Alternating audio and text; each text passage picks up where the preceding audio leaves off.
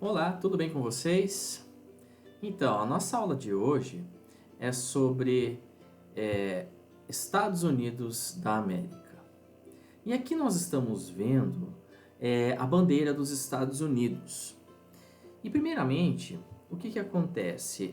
Na bandeira dos Estados Unidos, as listras em branco e vermelho representam as 13 colônias que deram origem ao território do país. E as 50 estrelas representam os estados que formam atualmente os Estados Unidos da América. Ok, gente? Acho que é interessante a gente saber a história da bandeira do país, né? Em especial aqui dos Estados Unidos. Vamos lá. Esse aqui é um mapa da divisão política dos Estados Unidos, ok? A gente vê aqui, no caso, os 13 estados, né? É interessante aqui a gente destacar que também tem uma parte dos Estados Unidos que fica logo acima, né, no lado, no caso, oeste, né, no lado do Canadá. E nós temos também a ilha do Havaí, que é no Oceano Pacífico, ok? Então é interessante a gente ver toda essa formação, né, no caso aqui, política dos Estados Unidos. E uma outra coisa interessante que os Estados Unidos, né, ela costeia tanto o Oceano Atlântico como o Oceano Pacífico, né? E uma coisa que é interessante nos Estados Unidos que ele tem informação, ele tem 3 megalópolis. O que vem a ser megalópolis? A megalópolis é o seguinte, também a gente pode falar que a formação dele é conhecida como uma conurbação. O que é esse negócio de conurbação? Conurbação é a ligação de várias cidades. Isso por exemplo, é como se fosse a ligação econômica de São Paulo e Rio de Janeiro. São duas capitais, né? E entre essas duas capitais existem várias cidades e acaba transformando como se fosse um organismo vivo. Economicamente, entre essas duas capitais existe economia, existe transporte, existe um movimento intenso econômica, né? Nessas industrial, né? Nessa região. É como se fosse uma cidade só, um organismo só, de tão grande que é. Aqui no Brasil a gente só tem um que a gente pode considerar, que é São Paulo, entre São Paulo e Rio de Janeiro, uma conurbação que está formando uma megalópole, né? E nos Estados Unidos são 3 megalópolis. Isso por exemplo, a megalópole ela é mais forte economicamente, vamos dizer assim, industrialmente, do que uma metrópole.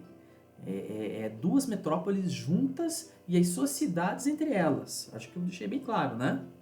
Por exemplo, nós temos aqui 3 nos Estados Unidos. San, né, que seria entre São Francisco e San Diego, né?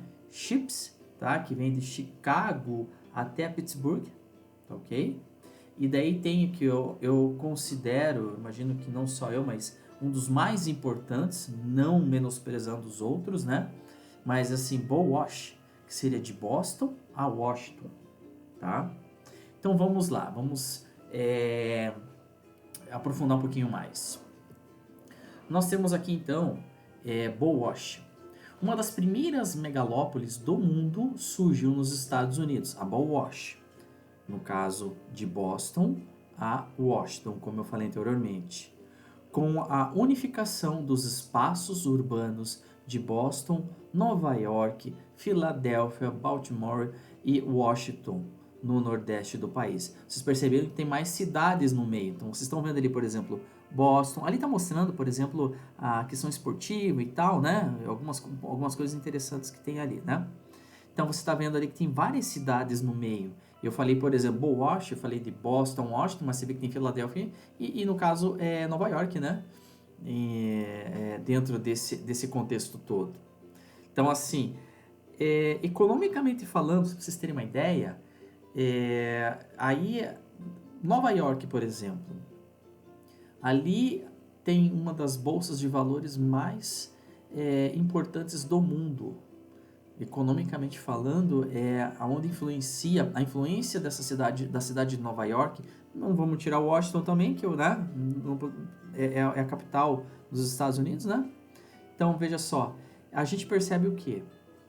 Que nesta região, ela tem, vamos dizer assim, economicamente uma influência mundial. Nova York ela é uma mega cidade, né?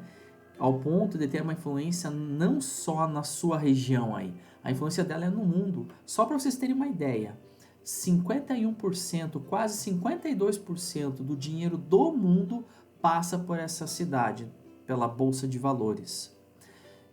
Isso dá em torno de 3 trilhões de dólares por dia, o movimento do mercado financeiro deles. Ok? Só para você ter uma ideia, o Brasil corresponde a 5% do PIB mundial. Então, calcule isso em torno de 20 bilhões, 30 bilhões por dia. Tá? Vamos lá. Aqui, que nem falei, shifts, né? Que no caso fala de Chicago, Pittsburgh, né? Essa aqui seria a segunda mais importante também dos Estados Unidos, tá? Ela se formou, no caso dos Estados Unidos, está falando, né? Seguindo a tendência de concentração e crescimento urbano em torno do Manufacturing Belt, né? No caso aqui que a gente vai ver adiante, né?